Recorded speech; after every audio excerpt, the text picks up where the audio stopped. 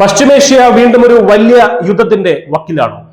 ഇറാനെതിരെ മറ്റൊരു ശക്തമായ സൈനിക നീക്കത്തിന് ഇസ്രയേൽ കോപ്പുകൂട്ടുന്നു എന്ന നിർണായക റിപ്പോർട്ടുകളാണ് ഇപ്പോൾ പുറത്തു വരുന്നത്. വെറുതെ ഒരു പ്രസ്താവനയല്ല ഇത്. ഇതിന് പിന്നിൽ അമേരിക്കൻ മണ്ണിൽ വെച്ച് നടക്കാൻ പോകുന്ന ഒരു അതീവ രഹസ്യ കൂടിക്കാഴ്ചയുടെ പശ്ചാത്തലമുണ്ട്. ഇസ്രായേൽ പ്രധാനമന്ത്രി ബെഞ്ചമിൻ നെതന്യാഹുവും അമേരിക്കൻ പ്രസിഡന്റ് ഡൊണാൾഡ് ട്രംപും തമ്മിൽ ഈ മാസം അവസാനം നടത്തുന്ന കൂടിക്കാഴ്ച ആഗോള രാഷ്ട്രീയത്തെ തന്നെ മാറ്റിമറിച്ചേക്കാം. എന്തുകൊണ്ടാണ് ഇസ്രായേൽ ഇപ്പോൾ ഇങ്ങനെ ഒരു നീക്കത്തിന് മുതിരുന്നത്? അതിന് വ്യക്തമായ ഒരു കാരണമുണ്ട്.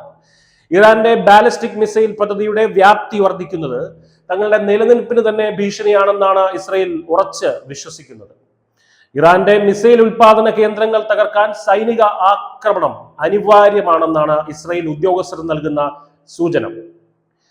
ഈ മാസം അവസാനം ഫ്ലോറിഡയിലെ ട്രംപിന്റെ റിസോർട്ടിൽ വെച്ച് നടക്കുന്ന ചർച്ചയിൽ ഇറാനെതിരായ സൈനിക നടപടിക്ക് അമേരിക്കയുടെ പൂർണ്ണ പിന്തുണ ഉറപ്പാക്കാനാണ് നെതന്യാഹു ശ്രമിക്കുന്നത്. NBC ന്യൂസ് ഉൾപ്പെടെയുള്ള അന്താരാഷ്ട്ര മാധ്യമങ്ങൾ ഈ വിവരം റിപ്പോർട്ട് ചെയ്തിട്ടുണ്ട്. നമുക്കറിയാം, ഈ വർഷം ആദ്യം ഇറാനും ഇസ്രയേലും നേരിട്ട് ഏറ്റുമുട്ടിയത് ലോകം ആശങ്കയോടെയാണ് കണ്ടത്. 2 ആഴ്ചയോളം നീണ്ടുനിന്ന ആ പോരാട്ടം ഇരു രാജ്യങ്ങൾക്കും വലിയ സാമ്പത്തിക സൈനിക നാശനഷ്ടങ്ങളാണ് ഉണ്ടാക്കിയത്.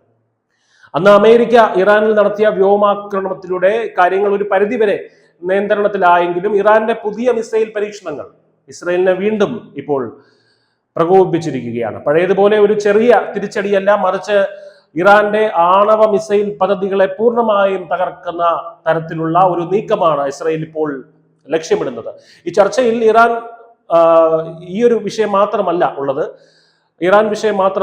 ഗാസയിൽ സമാധാനം കൊണ്ടുവരുന്നതിനുള്ള അടുത്ത ഘട്ട ചർച്ചകളും ട്രംപും നെതന്യാഹുവും തമ്മിൽ സംസാരിക്കും. എങ്കിലും ഇസ്രായേലിനെ സംബന്ധിച്ചിടത്തോളം മുൻഗണന ഇറാന്റെ ഭീഷണി ഇല്ലാതാക്കുന്നതിന് തന്നെയാണ്.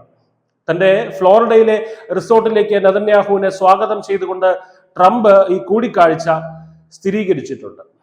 ചുരുക്കത്തിൽ, അമേരിക്കൻ പ്രസിഡന്റ് ഡൊണാൾഡ് ട്രംപിന്റെ നേതൃത്വത്തിൽ ഇസ്രായേൽ തങ്ങളുടെ സൈനിക നീക്കങ്ങൾ കൂടുതൽ ശക്തമാക്കാനാണ് ഒരുങ്ങുന്നത്.